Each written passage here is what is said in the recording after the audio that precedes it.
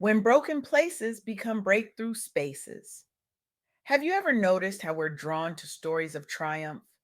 Not the easy wins, but the messy, complicated victories that come after everything falls apart. I recently had the privilege of interviewing Nycole Beverly, a visionary whose work has redefined how we understand resilience in the face of adversity. Nicole isn't just another inspirational speaker.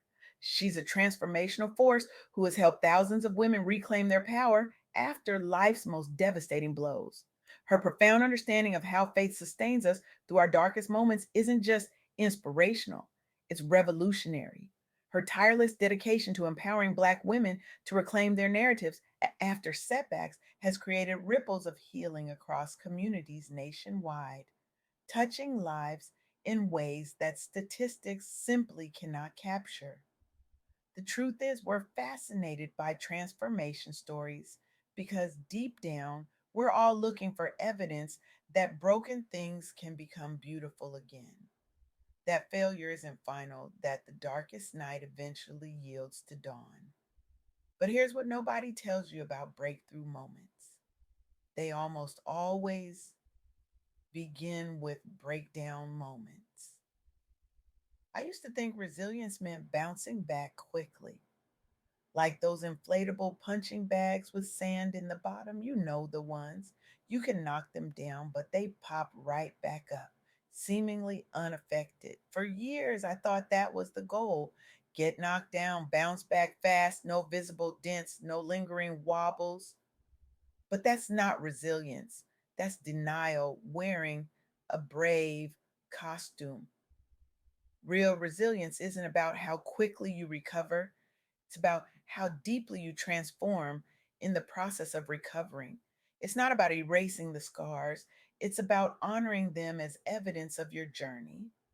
When I spoke with Nycole Beverly about this concept, she shared something profound. Trust isn't about avoiding the storm, it's about finding an anchor that holds you steady while the storm does its work. This perspective changes everything. What if our hardest moments aren't punishments or random acts of cruelty from the universe? What if they're invitations to discover strengths we never knew we had? What if they're opportunities to build connections we desperately need? Let me tell you about Dr. Angela Morris. She was a hospital physician in Atlanta when COVID 19 hit. When layoffs came, disproportionately affecting Black staff, she found herself suddenly unemployed during a global pandemic. Minimal savings, no immediate job prospects, the kind of situation that makes your stomach drop to your toes. Now, conventional wisdom would suggest she hunker down, play it safe, wait for another hospital position to open up. But Dr. Morris did something unexpected. She took her severance pay, borrowed from her retirement funds, and launched a mobile health clinic serving underserved neighborhoods. I kept hearing this voice inside me saying, the community needs you more than the hospital does. She told Nicole during an interview. I was terrified, but somehow trusting God meant trusting that voice too.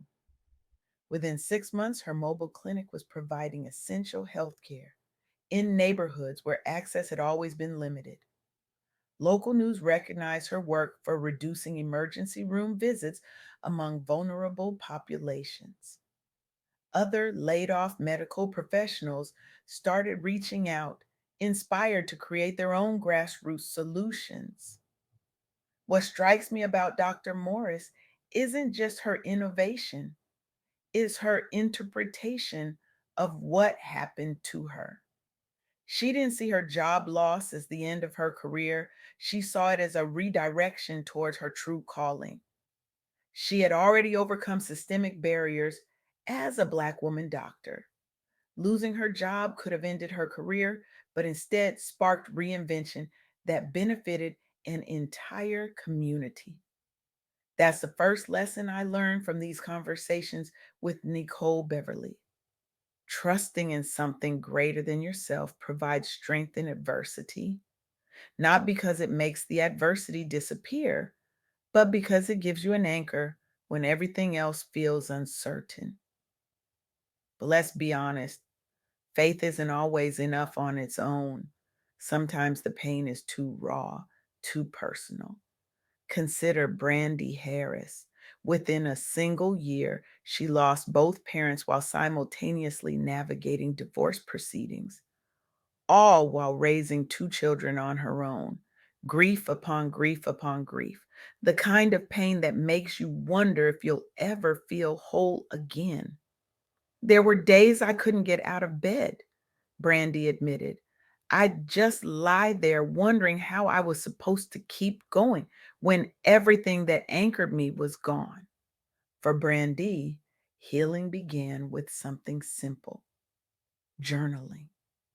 Not because she planned to share her words, but because she needed somewhere to put her pain, somewhere to make sense of the senseless, somewhere to remember who she was beyond her losses. Those private journals eventually evolved into published inspirational journals for other women experiencing grief. Her small business grew rapidly online as customers shared stories about how Brandy's words helped them heal after similar losses. I never planned to be an entrepreneur, she said. I was just trying to survive, but somehow my survival became someone else's roadmap. Before entrepreneurship, Brandy worked as an administrative assistant, a role she left after realizing she could transform pain into purpose driven work, helping others heal too. Within the first year, she sold over 10,000 journals nationwide and was featured on several podcasts sharing her story of resilience through faith driven action. Today, Brandy facilitates virtual healing circles where hundreds of women gather weekly to process their grief together. Her pain became her purpose, not because she wanted it to, but because she refused to let it be pointless. That's the second lesson. Your story is not defined by your setbacks. Every challenge you face can become a catalyst for transformation rather than defeat. Black women across industries are turning adversity into innovation, using their lived experiences to fuel new ventures and inspire others. But here's where it gets complicated. What happens when the people who are supposed to support you through hard times become part of the hard times themselves? Michelle Williams knows this reality intimately. Following tragic family events, including the loss of an older brother, she became estranged from her siblings. The isolation from immediate relatives compounded feelings of loneliness, while she managed single parenthood alongside full time work responsibilities. Family estrangement has this unique kind of shame attached to it, Michelle explained. People ask innocent questions like, "Are you going home for the holidays?" And you have to decide whether to lie or explain that home doesn't exist for you anymore. For Michelle, healing came through creating chosen family. She immersed herself in professional development programs designed specifically for Black women leaders, finding mentorships rooted both in practical skill building and spiritual encouragement. As her confidence grew, so did her vision. She launched sister circles, which provide peer mentoring opportunities, focus on overcoming familial trauma together. Within 2 years, she helped over 50 other women form their own support groups across 3 cities. I thought I needed to fix my biological family to be whole, she reflected. But what I actually needed was to expand my definition of family altogether. After years feeling unsupported at home and at work because of intersecting racial and gender barriers and strained sibling relationships, she turned outward toward new communities built around shared values. Her work has even inspired corporate HR departments to invest more resources in supporting affinity groups led by employees themselves. That's the third lesson. Community matters. You are not alone. Even when it feels like you're facing trials by yourself, there's power in connection, whether that's family, chosen loved ones, or networks of support among fellow Black professionals and entrepreneurs. Building connections helps turn personal pain into collective empowerment. These stories reveal something profound about resilience. It's not a solo sport, it's a team effort. And sometimes the team forms in the most unexpected ways, at the most unexpected times. When I asked Nycole Beverly what surprised her most about the women she's worked with, she said, how often their breaking points became their turning points. Not because the pain itself was good, but because it forced them to reach for resources, both internal and external, they might never have discovered otherwise. This perspective doesn't minimize suffering. It doesn't suggest we should be grateful for trauma or celebrate injustice, but it does offer a different lens through which to view our hardest moments. What if the question isn't, why is this happening to me? But rather, what might this make possible? Dr. Morris's job loss made possible a mobile health clinic serving people who had fallen through the cracks of our healthcare system. Brandy's grief made possible healing communities for women navigating similar losses. Michelle's family estrangement made possible new definitions of kinship and belonging for dozens of women feeling isolated in their pain. None of these women would have chosen their circumstances, but all of them chose what to do with those circumstances. And that choice made all the difference. There's a beautiful concept in Japanese art called kintsugi, the practice of repairing broken pottery with gold. Instead of hiding the cracks, kintsugi highlights them. The result is something more valuable, more unique, and more resilient than the original unbroken piece.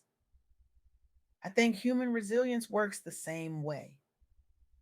Our breaks and cracks aren't flaws to be hidden, they're opportunities for gold to enter if we let it. But here's the catch: letting the gold in requires vulnerability. It requires admitting you're broken in the first place. It requires reaching for help when everything in you wants to prove you can handle it alone. As Nycole Beverly often says, so strength isn't about carrying everything by yourself. It's about knowing when to set things down and who to invite to help you carry them. I challenge you today. Look at your broken places differently, not as evidence of your failure, but as the very spaces where breakthrough is possible. Your scars aren't just markers of pain, they're maps to your purpose. Your losses aren't just endings, they're beginnings in disguise. This isn't about toxic positivity. It's about radical honesty. It's about acknowledging that, yes, life can shatter us, and then choosing to gather those pieces with intention rather than shame. What would change if you allowed your most painful experience to become your most powerful offering to the world? What might happen if you trusted that your darkest night contains the seeds of your brightest dawn? The world doesn't need more people pretending they've never been broken. The world needs more people who know how to transform brokenness into beauty, pain into purpose, setbacks into service. Your breakthrough is waiting in your broken place. Will you have the courage to go there? Will you have the wisdom to bring others with you? Will you have the faith to trust that something beautiful is being formed in the very space that feels most painful right now? I believe you will. And when you do, you'll discover what Nycole Beverly and these remarkable women already know. When broken places become breakthrough spaces, we don't just heal ourselves, we help heal the world.